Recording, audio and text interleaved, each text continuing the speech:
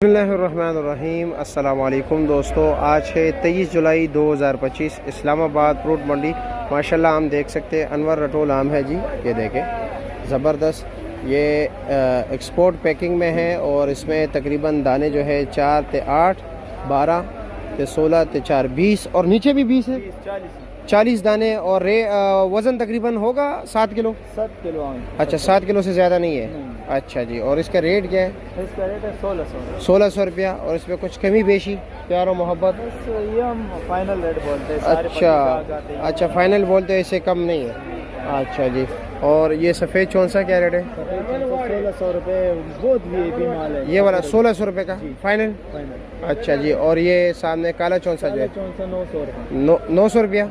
और दरमियान में मेरे ख्याल में नवाबपुरी, वो नवापुरी है ये, और ये हाँ ये तो एक ही चीज़ है। दरमियान में जो नवाबपुरी है उसका क्या रेट है?